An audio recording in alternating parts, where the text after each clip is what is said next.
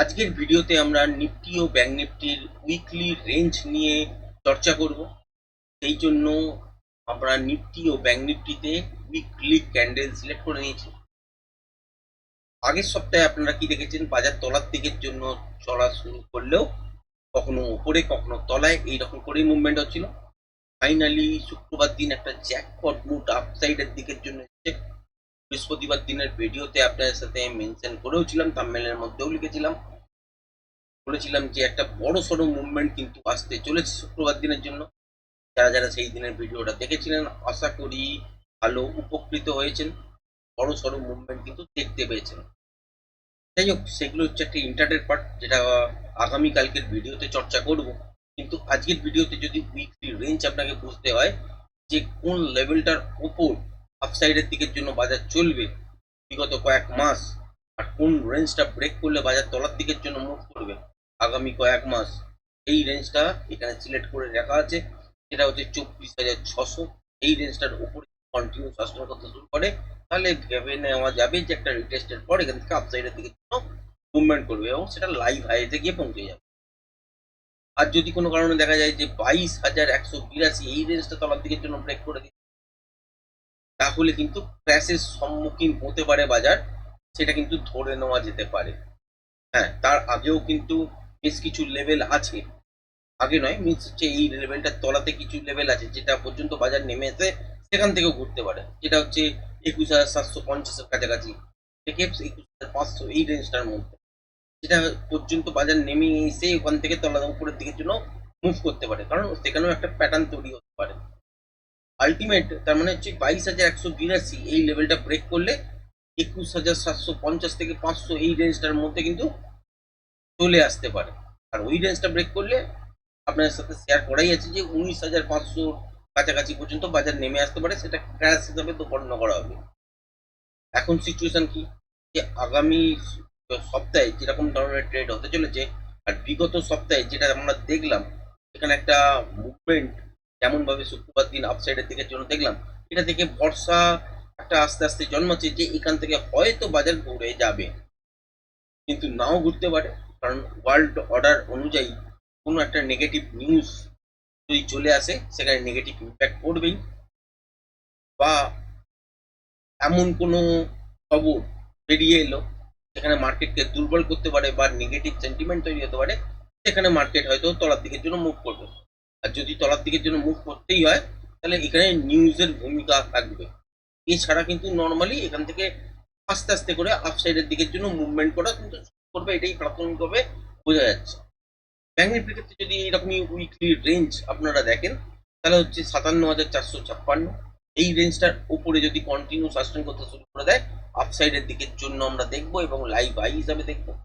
আর যদি 49,954 এই রেঞ্জটাকে ব্রেক করে দেয়, তাহলে এখান থেকে তলার দিকে 48,000 47,500 এইসব জায়গার থেকেও ঘোরার চান্সেস থাকবে, কিন্তু ম্যাক্সিমাম প্রবাবিলিটি থাকবে যে এখান থেকে ব্রেক করে ক্র্যাশের সম্মুখীন হওয়ার জন্য।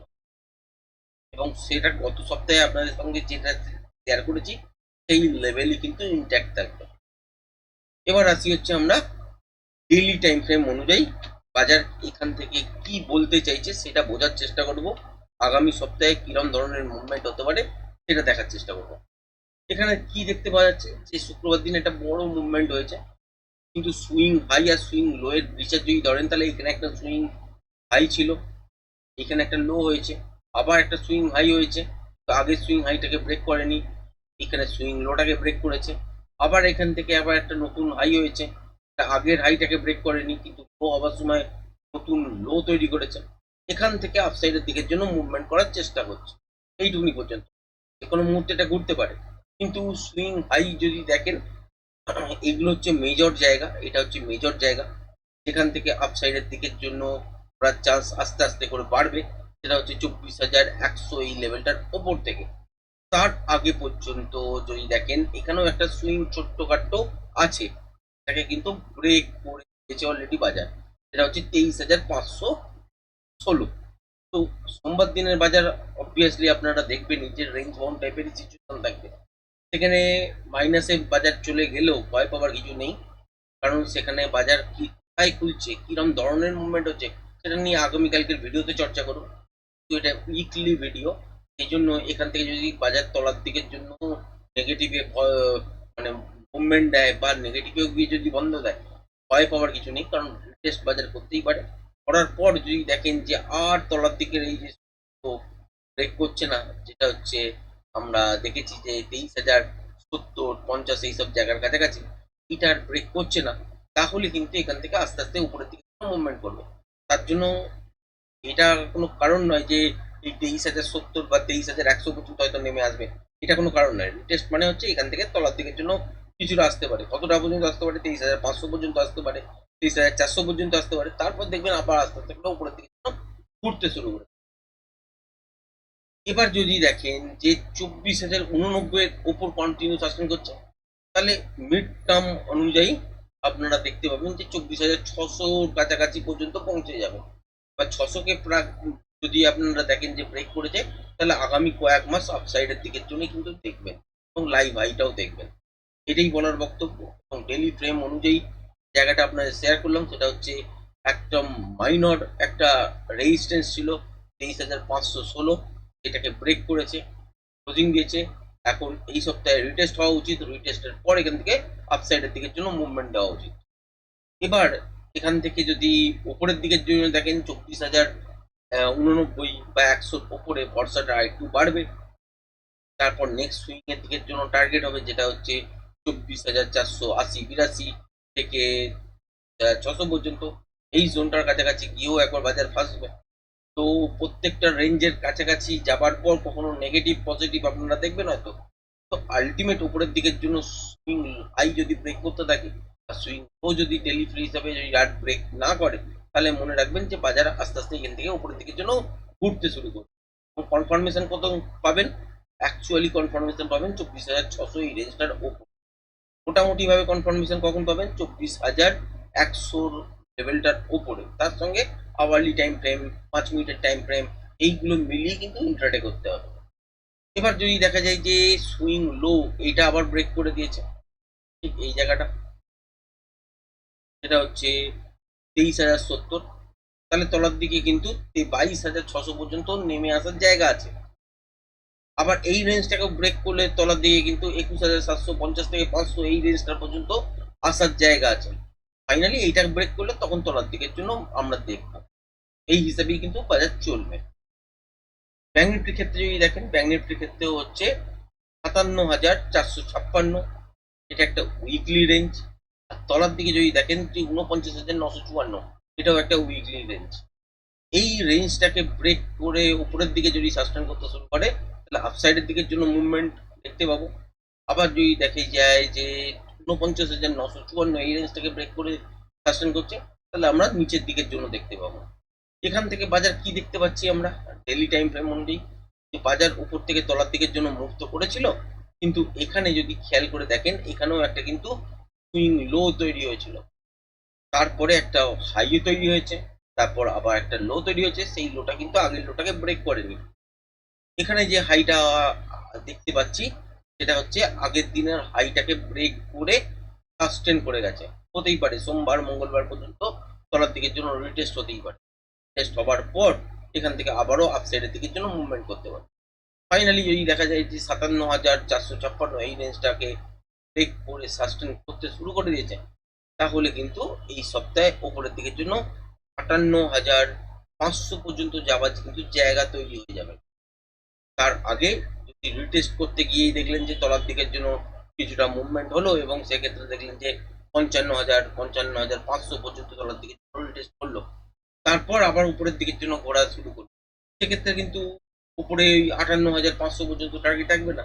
সেক্ষেত্রে চ্যালেঞ্জ হবে যে কদিনের মধ্যে তলার দিকের জন্য এলো, কিরকম ভাবে উপরের দিকের জন্য রিকভারি করছে, তার মধ্যে রেঞ্জ ক্যালকুলেশন অনুযায়ী বাজারের মধ্যে ভালো মুভমেন্ট পাচ্ছে কিনা, বা রেঞ্জ বাউন্ড টাইপের মুভমেন্ট কতগুলো, সেইগুলো ক্যালকুলেট করার পরই বুঝতে পারবেন যে আলটিমেট 57,456 এটাকেই ব্রেক করা চ্যালেঞ্জ হয়ে উঠবে কিনা। কারণ এটা বাস্তব যে এই রেঞ্জটাকে যেহেতু ব্রেক করেছে, যেটা হচ্ছে 55,436-40 এই জায়গাটা, খেয়াল করে দেখবেন এই যে রেঞ্জটাকে আপনারা দেখতে পাচ্ছেন যে ব্রেক করেছে অলরেডি। তো এরপরে তলার দিকের জন্য রিটেস্ট হওয়া উচিত, টেস্টের পর যদি সাস্টেন করে যায় 55,540 এই রেঞ্জটার উপরে, তাহলে কিন্তু 57,450 এই জায়গাটা পর্যন্ত এই সপ্তাহে আমরা দেখতে পারি। আর কোনো কারণে যদি দেখি যে 57,450-এর ওপর সোমবার মঙ্গলবারের মধ্যে এই জায়গাটা পার করে বসে আছে, তাহলে কিন্তু সেক্ষেত্রে 58,500 পর্যন্ত যাওয়াটা কোনো ফ্যাক্টর হবে না। আদারওয়াইজ কিন্তু 57,450 এই রেঞ্জটাকে ব্রেক করেই কিন্তু বড় চ্যালেঞ্জ হয়ে দাঁড়াবে। কারণ সোমবার মঙ্গলবার দেখতে পারেন আপনারা নেগেটিভ, মানে তলার দিকের জন্য ছোট ছোট রেঞ্জ বাউন্ড টাইপের সিচুয়েশন, এবং তলার দিকের জন্য হয়তো ডিপ হতে পারে, কারণ সেটা রিটেস্ট হিসাবে আসবে। তারপর এই রেঞ্জটার উপরে যেহেতু ব্রেক করে কন্টিনিউ সাস্টেন করে গেছে, টেস্ট হবার পর আবারও আপসাইডের দিকে যাবে, এটাই ভরসা রাখছি।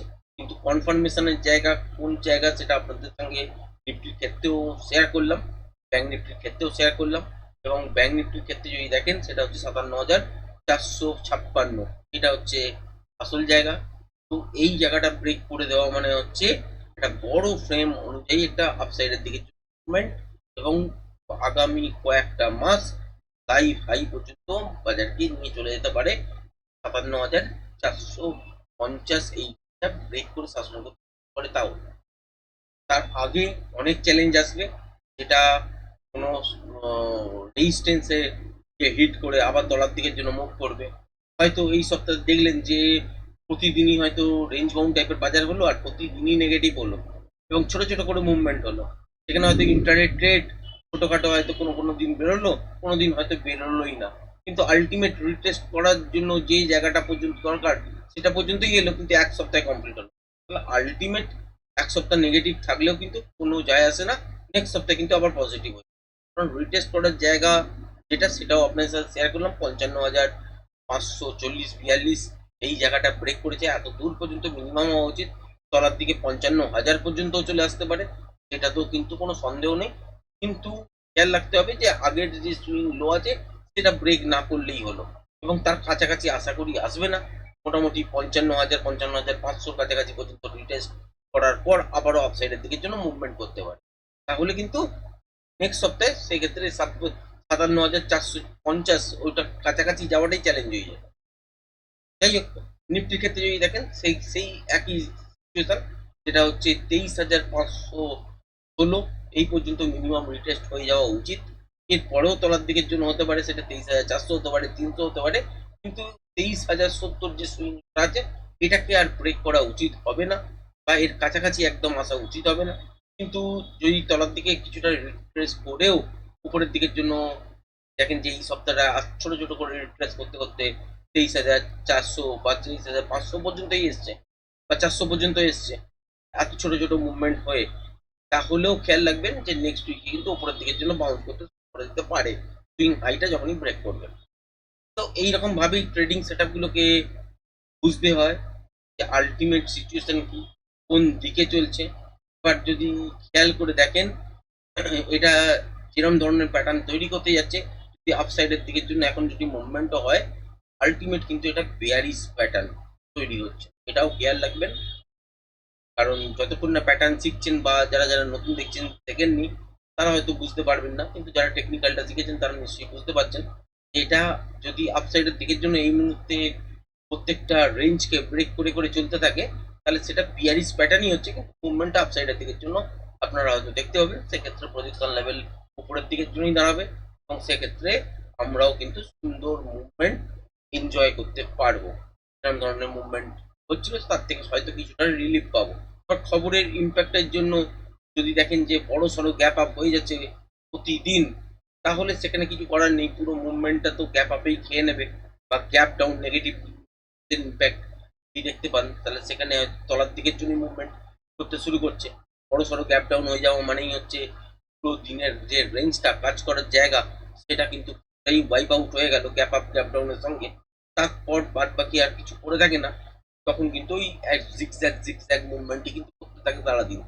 এই সিচুয়েশন গুলো খবরের ইম্প্যাক্টে হতে পারে। এছাড়া নর্মালি কিন্তু যেরকম পজিটিভ বাজার আগের সপ্তাহের শুক্রবার দিন দেখিয়েছে, সেই অনুযায়ী আস্তে আস্তে করে উপরের দিকে যাবে এটাই ভরসা রাখছি, কিন্তু এখনো কনফার্মেশন নেই। সিচুয়েশন অ্যাকচুয়ালি কি সেটা পুরোপুরি তুলে ধরলাম, যদি ভিডিওটা পছন্দ হয়ে থাকে অবশ্যই লাইক শেয়ার সাবস্ক্রাইব করবেন। আর যদি পসিবল হয় টেকনিক্যালটা প্রপার ওয়েতে জেনে তবেই কিন্তু কাজ করার চেষ্টা করবেন।